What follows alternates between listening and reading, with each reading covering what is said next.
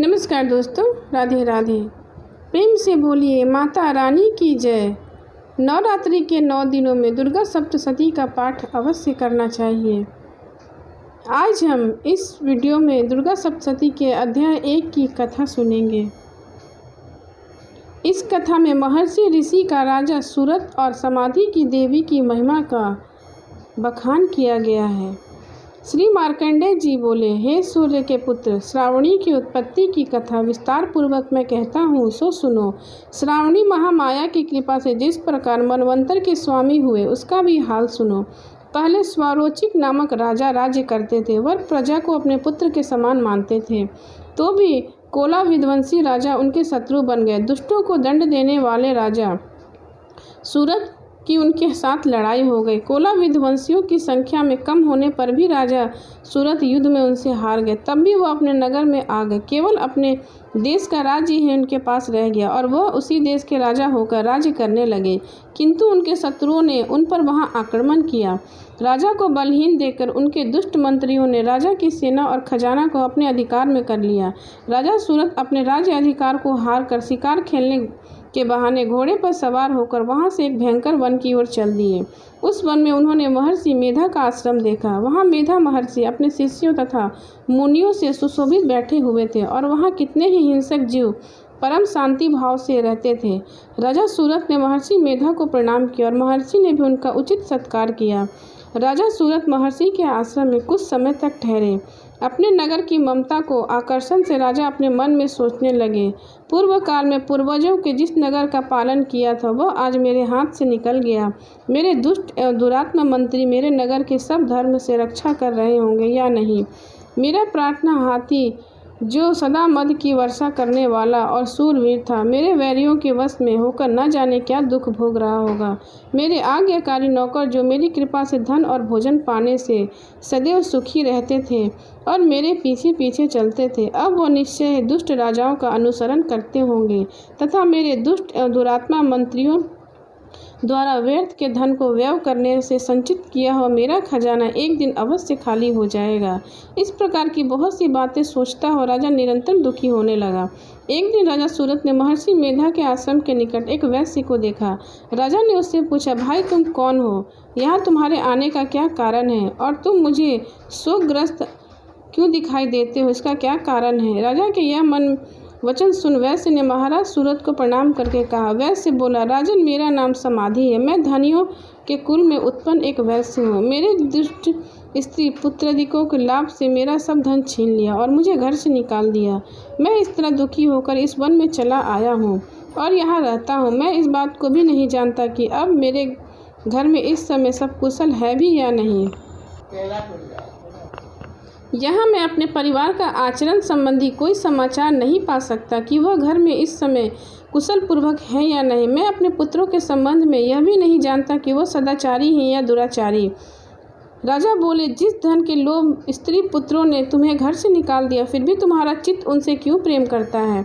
वैश्य ने कहा, मेरे विषय में आपका ऐसा कहना ठीक है, किंतु मेरा मन इतना कठोर नहीं। यद्यपि उन्होंने धन के लोभ में पड़कर पितृ स्नेह को त्याग कर मुझे घर से निकाल दिया, तो भी मेरे मन में उनके लिए कठोरता नहीं आती। हे महात्मे, मेरा मन की भी फिर भी उनसे क्यों फंसा रहा है? इस बात को जानता हुआ भी मैं नहीं जान रहा। मेरा चित्त उनके लिए दुखी है। मैं उनके लिए लंबी लंबी सांसें ले रहा हूँ। उन लोगों में प्रेम नाम तो है नहीं, फिर भी मैं ऐसे स्नेह के लिए मेरा हृदय कठोर नहीं होता। मार्कंडेय जी ने कहा, हे ब्राह्मण। इसके पश्चात महाराज सूरत और वैश्य दोनों महर्षि मेधा के समीप गए और उनके साथ यथा योग्य न्याय संभाषण करने लगे। दोनों ने वार्ता आरंभ की। राजा बोले, हे भगवान, मैं आपसे एक बात पूछना चाहता हूँ, सो आप कृपा कर कर मुझे बताइए। मेरा मन अधीन नहीं, इससे मैं बहुत दुखी हूँ। राज्य धन की चिंता में अभी तक मुझे दुख प्राप्त हो रहा है और मेरी यह ममता अज्ञानियों की तरह बढ़ती जा रही है और मैं समाधि नामक वैश्य भी अपने घर की अपमानित होकर आया है। इसके स्वजनों ने भी इसे त्याग दिया। स्वजनों के त्यागा हुआ भी यह उनसे हार्दिक प्रेम रखता है। इस तरह हम दोनों दुखी हैं। हे महाभाग, उन लोगों के अवगुणों को देखकर हम दोनों के मन में उनके लिए ममता क्यों है, आकर्षण उत्पन्न क्यों हो रहा है, हमारे ज्ञान रहते हुए भी ऐसा क्यों है, अज्ञानी मनुष्य की तरह हम दोनों में यह मूर्खता क्यों है। महर्षि मेधा ने कहा, विषम मार्ग का ज्ञान सब जंतुओं को है, सबों के लिए विषय पृथक पृथक होते हैं। कुछ प्राणी दिन में नहीं देखते और कुछ रात को, परंतु कई जीव ऐसे होते हैं जो दिन तथा रात दोनों में देख सकते हैं। यह सत्य है कि मनुष्य में ज्ञान प्रधान है, किंतु केवल मनुष्य ही ज्ञानी नहीं होता, पशु पक्षी आदि भी ज्ञान रखते हैं। जैसे यह पशु पक्षी ज्ञानी है वैसे मनुष्य का ज्ञान है, और जो ज्ञान मनुष्य में वैसे भी पशु पक्षियों में है, तथा अन्य बातों को के भी दोनों ही एक जैसी पाई जाती हैं। ज्ञान होने पर भी पक्षियों की ओर देखो कि अपने भूख से पीड़ित बच्चों की चोंच कि कितने प्रेम से अन्न के दाने डालते हैं। हे राजन, ऐसे ही प्रेम मनुष्य में अपनी संतान के प्रति भी पाया जाता है। लोभन के कारण अपने उपकार का बदला पाने के लिए मनुष्य पुत्रों की इच्छा करते हैं और इस प्रकार मोह के गड्ढे में गिर जाते हैं। भगवान श्री हरि की जो माया है उसी से यह संसार मोहित हो रहा है। इसमें आश्चर्य की कोई बात नहीं, क्योंकि वह भगवान विष्णु के योग निद्रा है। यह माया ही तो है जिसके कारण संसार मोह में जकड़ा हुआ है। यही महामाया भगवती देवी ज्ञानियों के चित्त को बलपूर्वक खींचकर मोह में डाल देती है और उसी के द्वारा संपूर्ण जगत की उत्पत्ति होती है। यही भगवती देवी प्रसन्न होकर मनुष्य को मुक्ति प्रदान करती है। यही संसार के बंधन का कारण है तथा संपूर्ण ईश्वरों की स्वामिनी है। महाराज सूरत ने भगवान से पूछा कि वह देवी कौन सी है जिसको आप महामाया कहते हैं।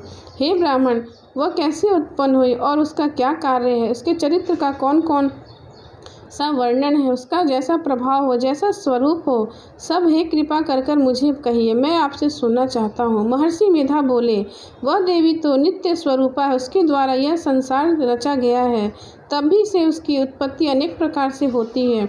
वह सब आप मुझसे सुनो। वह देवताओं का कार्य सिद्ध करने के लिए प्रकट होती है, उस समय वह उत्पन्न हुई कहलाती है। संसार को जन्मय करने से जब भगवान विष्णु योग निद्रा का आश्रय लेकर शैय्या पर सो रहे थे, तब मधुकैटभ नामक 2 असुर उनके कानों में के मैल से प्रकट हुए और श्री ब्रह्मा जी को मारने के लिए तैयार हो गए। श्री ब्रह्मा जी ने जब उन दोनों को अपनी ओर आते देखा और यह भी देखा कि भगवान विष्णु योग निद्रा का आश्रय लेकर सो रहे हैं, तो वह उस समय श्री भगवान को जगाने के लिए अनेक मंत्रों का उच्चारण करने लगे, योग निद्रा की स्तुति करने लगे। श्री ब्रह्मा जी ने कहा कि हे देवी, तुम ही स्वाहा हो, तुम ही स्वाधा और तुम ही वष्टकार हो। स्वर्ग की तुम्हारा ही स्वरूप है, तुम ही जीवन देने वाली सुधा हो। नित्य अक्षर प्रणव के आकार, उकार मकार, इन तीनों के माताओं के रूप में तुम ही स्थित हो। इनके अतिरिक्त जो बिंद पद है, अर्ध मात्रा है, जिसका कि विशेष रूप से उच्चारण नहीं किया जाता, हे देवी वह भी तुम ही हो। हे देवी, संध्या, सावित्री तथा परम जननी तुम ही हो। तुम इस विश्व को धारण करने वाली हो, तुमने ही इस जगत की रचना की है और तुम ही जगत का पालन करने वाली हो। तुम ही कल्प के अंत में सबको भक्षण करने वाली हो। हे देवी, जगत की उत्पत्ति के समय तुम सृष्टि स्वरूपा होती हो, पालन काल में स्थित रूपा हो और कल्प के अंत में संहार रूपा हो।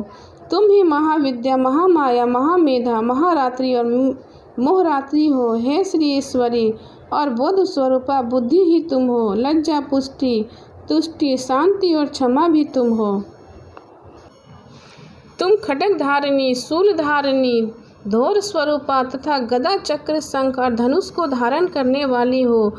बाण, विभूषणी और परिध, यह भी तुम्हारे ही अस्त्र है। तुम सौम्य और सौम्यतर हो। यही नहीं बल्कि जितने भी सौम्य तथा सुंदर वस्तुएं इस संसार में हैं, उन सबसे बढ़कर सुंदर तुम हो और ऊपर सबसे रहने वाली सुंदर तुम ही हो। हे स्वरूपा देवी, जो भी असक्त पदार्थ हैं उनमें जो शक्ति है वह तुम ही हो।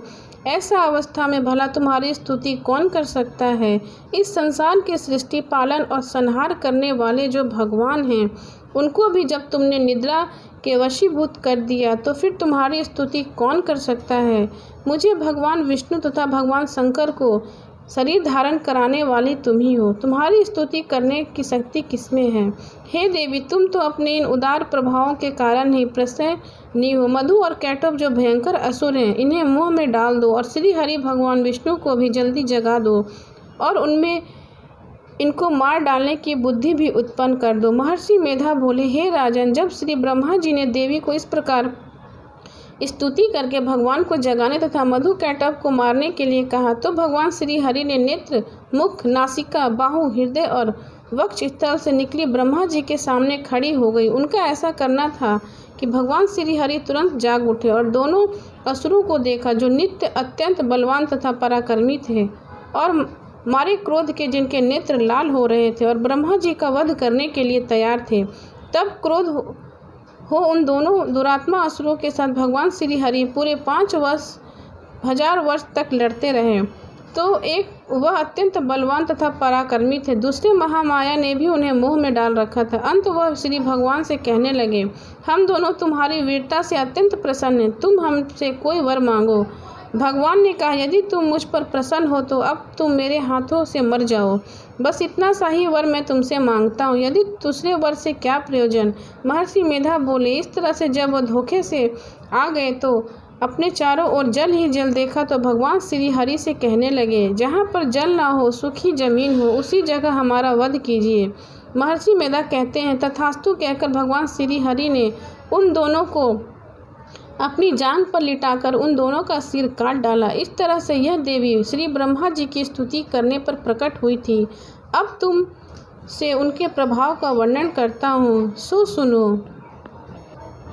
इसका वर्णन दुर्गा सप्तशती के दूसरे अध्याय में मिलता है। इस प्रकार श्री मार्कंडेय पुराण के मधुकैटभ नामक पहला अध्याय पूर्ण हुआ। प्रेम से बोलिए माता रानी की जय।